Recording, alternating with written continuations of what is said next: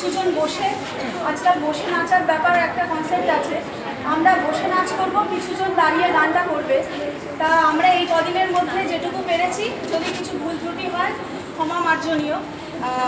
আমরা তাহলে এবার শুরু করছি পুরো 4A সেকশনের তরফ থেকে আমাদের 79তম স্বাধীনতা দিবসের একটি